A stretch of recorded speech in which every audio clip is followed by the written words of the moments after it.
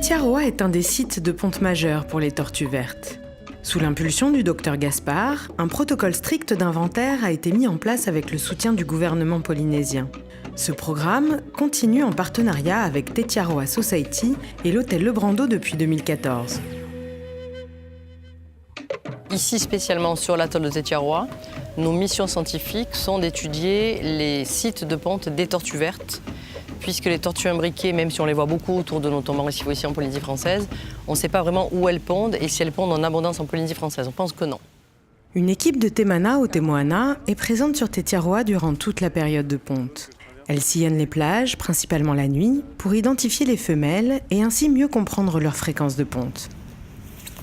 Leur présence, ainsi que celle du personnel de l'hôtel Le Brando, a également permis de faire baisser le braconnage, malheureusement encore trop important en Polynésie.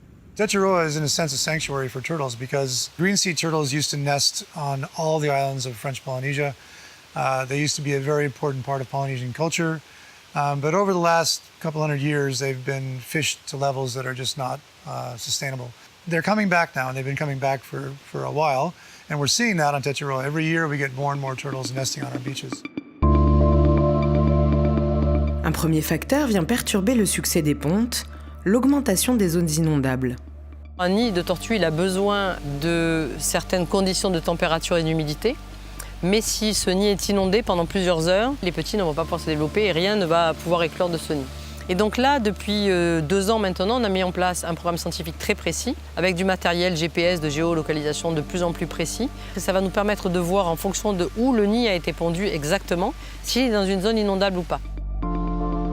Donc en gros, le nid, on peut très bien le déplacer en disant il était ici, on va le remonter de 10 mètres dans une zone sablonneuse à peu près similaire. Et ça, bien sûr, il faut des autorisations, donc on travaille avec la direction de l'environnement qui nous permet de le faire quand c'est vraiment nécessaire. On ne touche pas à la nature s'il n'y a pas besoin.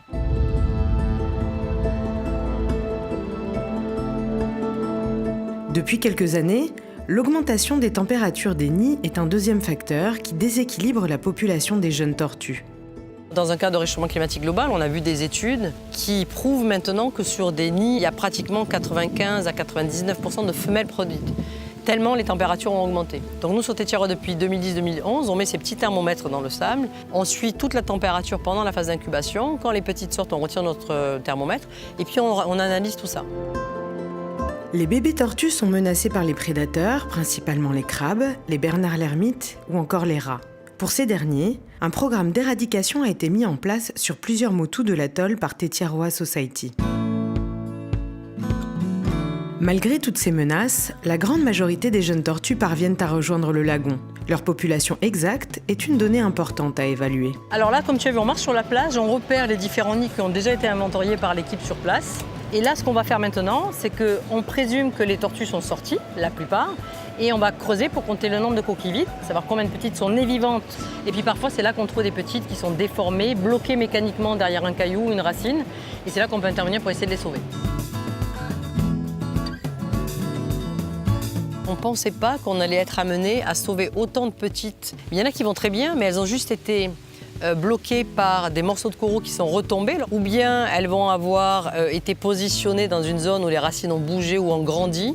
On se retrouve avec des petites qui sont complètement déformées par des racines, elles sont sorties de leur coquille, elles n'ont pas réussi à partir. Et alors là, on se dit qu'est-ce qu'on fait? Et puisqu'on est là et puisque c'est possible, on va leur apporter des soins.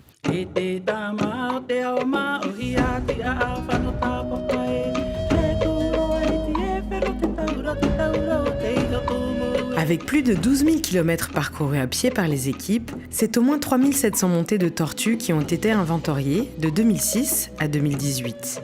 145 femelles ont été identifiées, avec plus de 1500 nids et 120 000 bébés tortues vertes nés. Tout ce que l'on fait, on le fait réellement pour protéger la nature, on ne le fait pas pour que ça soit une image pour l'hôtel. Et ça, bien sûr, c'est un partenariat qui est très intéressant entre des scientifiques qui veulent être actifs sur le terrain et puis des gens qui ont une vraie fibre de conservation, comme M. Bellé et comme les gens qui sont ici autour du Brando. It's a very, very intense project. It takes a lot of people power out there, but the numbers are fantastic.